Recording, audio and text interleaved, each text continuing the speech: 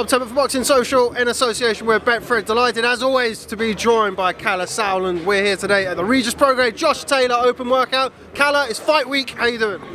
Absolutely amazing. You forgot to say where we are. Spitalfields Market, historic London venue. Great choice for the public workout. Big press conference tomorrow. Fight week's really kicking off now, and yeah, buzzing. Much has been made, or certainly initially much has been made about the kind of the willy won't about Regis Prograis and Josh Taylor. Now they're both here, they're both in fight week. How good a fight is this, and how much are you looking forward to it?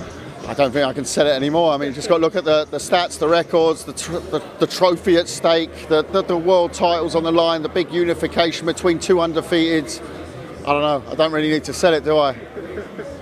We were at both of the workouts. Well, we were at the Josh Taylor workout together. You commented that he's one of the biggest 140 pounders you've seen. Regis Prograis, on the other side, quite diminutive. He's not the biggest 140 pounder. Do you think size might play a little bit of a factor on Saturday night? Yeah, it can do. It can do. But Regis is a very slick fighter. You know, in and out. He knows his angles. Very fast. You know, but Josh is a big super lightweight, big super lightweight, and he doesn't struggle to make weight. He's there's certain fighters who just never work it out, but he doesn't struggle to make weight.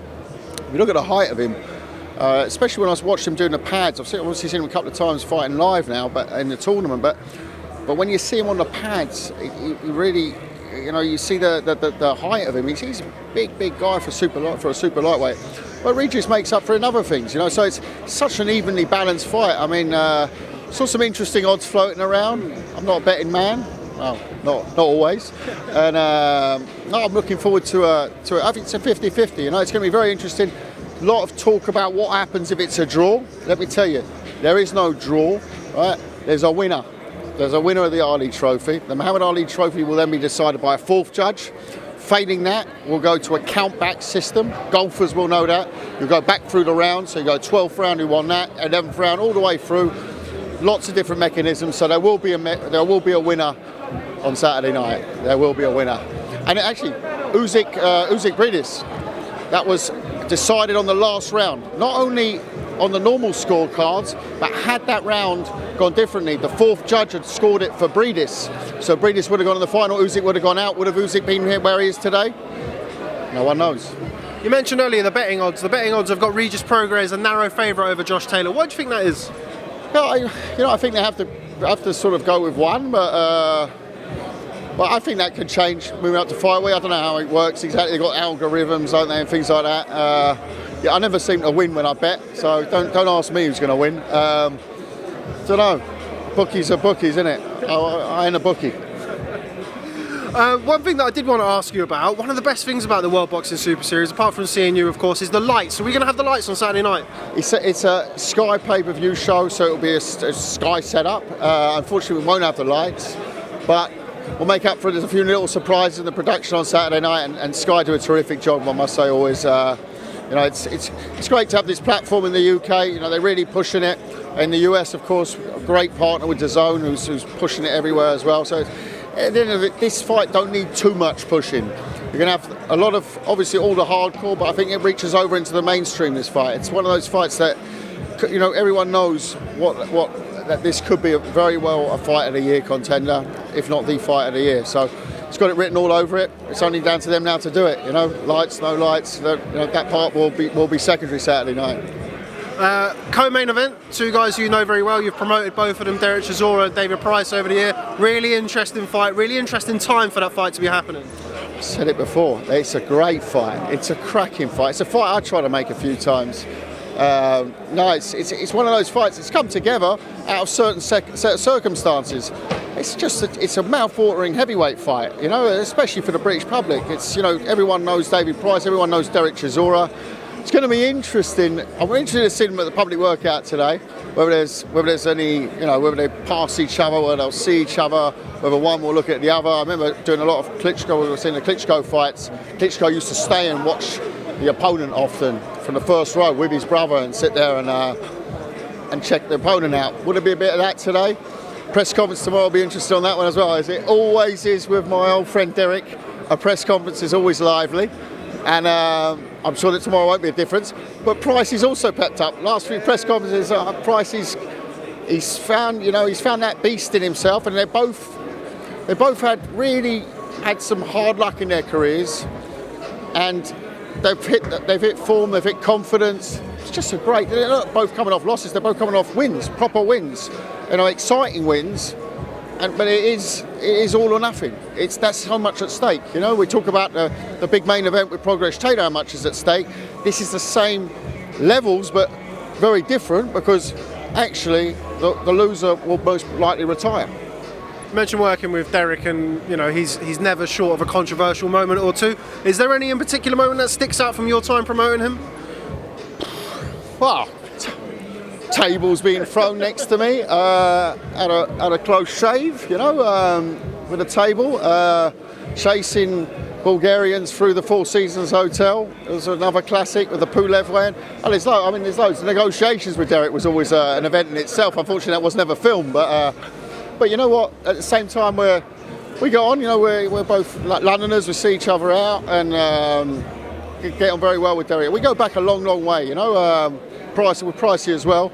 But with Derek, I think the first show we did with Derek was Hellenius, where he had a really rough decision. Like I said before, one of his many fights which he really won or should have won. And they both had some hard luck stories. Pricey with all the dopers he's faced, So I'm happy for them that they've got this massive platform to show what they can do. I believe in both of them. They're both great fighters in very different ways.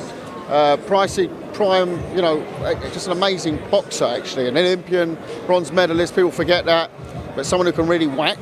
And Derek, who's spitting sawdust and he'll come at you. Derek doesn't mess around. You look at Derek, and it's exactly what you're going to get. He's going to be big and coming at you. And I've had a great time over the years promoting them, and I'm happy to sit there on Saturday night. I won't root for anyone because I like them both, and they're both very different people. So Pricey's probably one of the nicest fighters I've ever worked with in my life. But with Derek, I've always had a great time a lot of the time. So I wish them both the best man win, and I just hope everyone stays healthy and we have a great fight. Final one on the card on Saturday night. Two fighters who you know very well, who maybe people who are watching this don't know as well as they will do after Saturday night. Abbas Barrow and Denis Radovan, both appearing on the cards, both Sauerland fighters. Tell people what to expect from those two on Saturday night. Radovan, they've both got tough fights, both fighting local guys. So Radovan is a very exciting fighter, come forward fighter, someone we believe that in the next 18 months can challenge for a world title. Abbas Barrow was second in the World Championships as an amateur. He's a very, very slick fighter, very, very solid puncher, defending his WBC international title. And they've both got tough opponents. It's going to be interesting for them to perform on this platform. It's a great platform for any boxer to be performing on. So very excited to see them. Just waiting for Mr. Diamante to just get finished before I finally ask you about Alexander Usyk. We spoke about him a couple of weeks ago before he fought Chaz Witherspoon. Yeah. What did you make of his performance? I didn't see it live. I watched it back. I watched it back twice actually, just to make a real judgment on it. It's what I expected. Business as usual. He's a very methodical fighter in his training. He might come out laid back and all that, but forget that. They're very, very methodical, very thorough in their training. So they would have been set up for Spong. Witherspoon brought a different set of tasks to him. He dealt with that well. He got a B+, but on the basis of him changing the opponent in that short space of time, I think A+ to Matchroom as well for getting in a replacement at that time, a decent replacement, but also an A+ for Usyk for changing it around and performing. I'm sure, he was prepared for Spong. And yeah, it's another sad story in boxing with the doping at the moment. I can't work out what's actually gone on there because apparently he's now been cleared or something. That all needs to be cleaned up. But Usyk arrived. Usyk arrived, that's for sure. Spoke about wanting to fight Deontay Wilder. He said he's ready for world heavyweight titles now. Do you think he's ready? Do you think he's ready to beat somebody like Deontay Wilder? Oh yeah, he's for sure. Yeah, look, he's had a load of amateur fights, gold medalist, won all the titles at cruiserweight. He don't need to wait around. There's no tune-ups for him. He don't want tune-ups.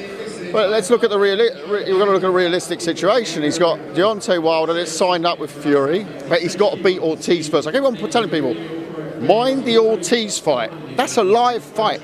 Anyone who knows Ortiz, that's a live fight. So, but if that goes the way people think it will go, then we got Wilder Fury. So he's going to have to take fights in between. He's not going to wait a year to fight Wilder. So yeah, Wilder down the road, I'm sure. Then you look at his situation. He's got obviously the WBO.